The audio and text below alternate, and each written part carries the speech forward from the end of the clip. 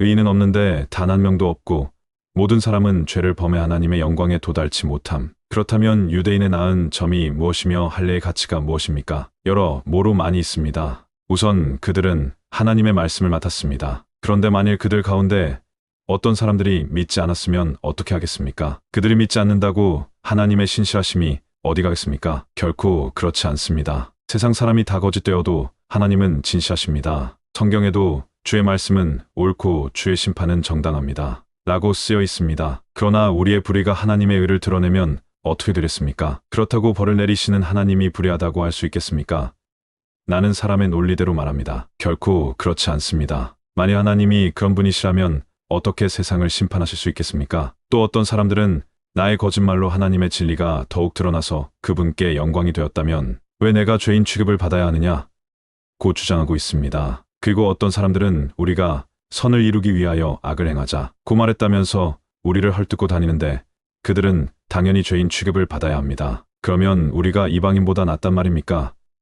전혀 그렇지 않습니다. 우리가 이미 선언한 것처럼 유대인이나 이방인이나 다 같은 죄인입니다. 그것은 이렇게 기록된 성경 말씀과 같습니다. 의로운 사람은 없으니 하나도 없으며 깨닫는 사람도 없고 하나님을 찾는 사람도 없다. 모두 진리에서 떠나 쓸모없게 되었고 선을 행하는 사람이 없으니 하나도 없다. 그들의 목구멍은 열린 무덤 같으며 그들의 혀로는 남을 속인다. 그들의 입술에는 독사의 독이 있고 그들의 입에는 저주와 독설이 가득하다. 그들은 살해하는 것을 주저하지 않으니 그들이 가는 곳마다 파멸과 불행이 뒤따르고 그들은 참된 평안이 무엇인지 모른다. 그들의 눈앞에는 하나님을 두려워함이 없다. 우리가 아는 대로 율법은 율법 아래 있는 사람들에게만 적용됩니다. 그래서 아무도 변명하지 못하고 모든 사람이 다 하나님 앞에 죄인으로 서게 하려는 것입니다. 그래서 율법을 지키는 것으로는 하나님 앞에서 아무도 의롭다는 인정을 받을 수가 없습니다. 율법은 다만 우리가 죄인이라는 사실을 깨닫게 하는 것뿐입니다. 그러나 지금은 율법과 관계없이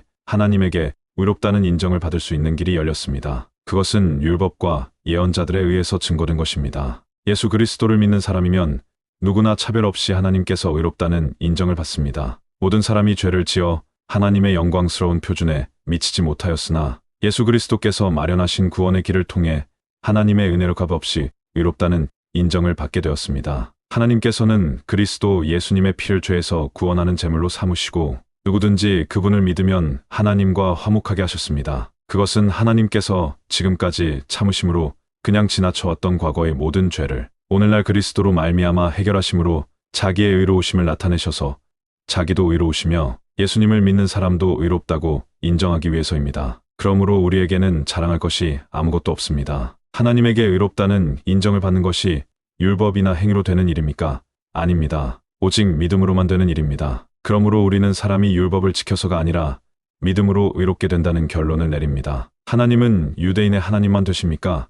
아닙니다. 이방인의 하나님도 되십니다. 오직 한 분뿐이신 하나님께서는 할례를 받은 사람이나 받지 않은 사람이나 다 같이 믿음으로만 의롭다는 인정을 해주십니다. 그러면 우리가 믿음으로 구원을 받으니 율법은 더 이상 필요 없단 말입니까? 절대로 그렇지 않습니다. 오히려 우리는 율법을 더욱 떠받들게 되는 것입니다. 로마서 3장, 현대인 성경